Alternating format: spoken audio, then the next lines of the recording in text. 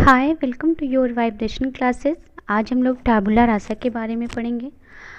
टाबुला रासा जो व्यू था वो जॉन लॉक ने दिया था, जो कि आपको पता है कि बहुत बड़े फिलोसफर थे।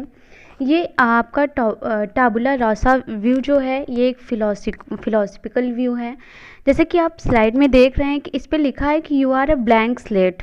ठीक है, तो जो जॉन लॉक थे उन्होंने बच्चे को एक ब्लैंक स्लेट माना था।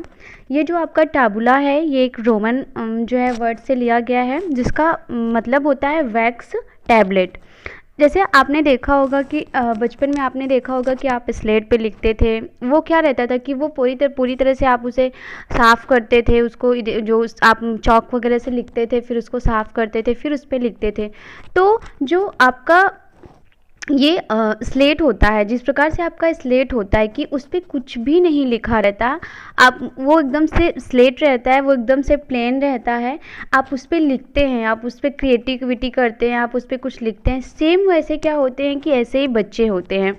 इन्होंने कहा कि जो बच्चे होते हैं वो क्या होते हैं कि जब पैदा होते हैं तो वो एक ब्लैंक स्लेट की तरह होते हैं। उन पर क्या प्रभाव डालता है, उन पे उनका इन्वायरमेंट इफ़ेक्ट डालता है, उनमें उनका जो उनके अगल बगल जो उनके पेरेंट्स होते हैं, जो अगल बगल पीपल होते हैं, जो उनको खुद से जो एक्सपीरियंस मिलता है वो क्या करता है कि उनके ऊपर प्रभाव डालता है। तो ये आपका टैबुला रासा है। ये एक जो है आप जॉन लॉक के बारे में पूरा उनका होल लाइफ का एक ओवरव्यू है। आप देख लीजिएगा। तो चलिए हम देखते हैं कि टाबुला रासा क्या है। तो उन्होंने कहा कि children grow and learn from the behaviour.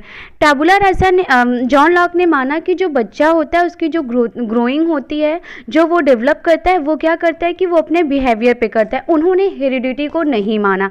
जैसे आपने देखा है कि कुछ जो है आपके साइकोलॉजिस्ट ऐसे हैं जिन्होंने क्या किया है कि बिहेवियर को माना है, कुछ ने कहा कि नहीं बिहेवियर नहीं, हेरिडिटी बहुत ज़्यादा बच्चों के डेवलपमेंट में, उसके बिहेवियर में, उसके होल लाइफ के डेवलपमेंट में बहुत ज़्यादा इंपॉर्टेंट रोल प्ले करती है। बट टाबुला रासा जो आपका सिद्धांत है, टाबुला रासा जो आपका व्यू है, इसमें जॉन लॉक ने कहा कि जो एक चिल्ड्रन बॉर्न होता है वो एक स्लेट की तरह होता है, वो एकदम कोरा कागज होता है। उसको क्या करते हैं कि वो अपने इन्वायरमेंट से, वो अपने पेरेंट्स से, वो अपने स्कूल से, वो अपने अगल बगल के एटमॉस्फेयर से क्या करता है कि सारी चीज़ों को एक्सपीरियंस करके सीखता है, और वही क्या करता है कि उसके होल डेवलपमेंट का रीज़न होता है। उन्होंने बिहेवियर को बहुत बड़ा फैक्टर जो है बच्चे की लाइफ में माना।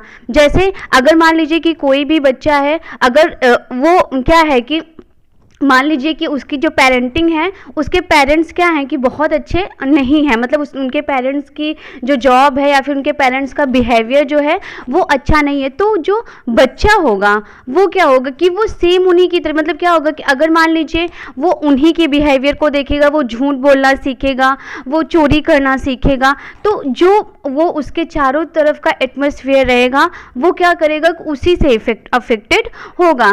तो इसीलिए इन्होंने बिहेवियर को बहुत बड़ा फैक्टर माना। देखिए यहाँ पे लिखा है कि the mind in its hypothetical primary empty state before receiving outside.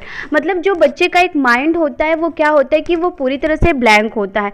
आप उसमें जो जो चीज़ें डालते जाते हैं बच्चा उसे अडॉप्ट करता जाता है, क्योंकि उस टाइम क्या होता है कि बच्चा उसे कुछ भी दुनियादारी के बारे में पता नहीं रहता है। वो अपने पेरेंट्स से, वो अपने स्कूल से, तो अगर मान लीजिए एक चोर का बच्चा है, जैसे आपने बहुत फेमस जो है वो सुना होगा डेफिनेशन है कि आप मुझे एक बच्चा दे दीजिए, आप जो कहेंगे मैं उससे वो बना दूंगा। तो ये आई थिंक वाटसन ने कहा था। तो ये उन्होंने क्यों कहा, क्योंकि उन्होंने कहा कि बिहेवियर के कारण, क्या बिहेवियर मतलब आप उसे कैसा एटमॉस्फेयर प्रदान कर रहे हैं, आप उसे किस एटमॉस्फेयर में लेके रह रहे हैं, तो ये चीज़ है। तो जो आपका टैबुला रासा है ये पूरी तरह से बिहेवियर को मानता है। इन्होंने कहा कि बच्चा एक ब्लैंक स्लेट होता है, उस पर आप जो भी उस पर उकेरेंगे, जिस तरह से आप ब्लैंक स्लेट पे आपकी जो इच्छा होती है आप वो लिखते हैं, उसी तरह से सेम उस बच्चे की लाइफ को आप जिस वो लेके जाएंगे बिहेवियर के तौर तरीके से, तो वो बच्चा उसी तरह से जाएगा।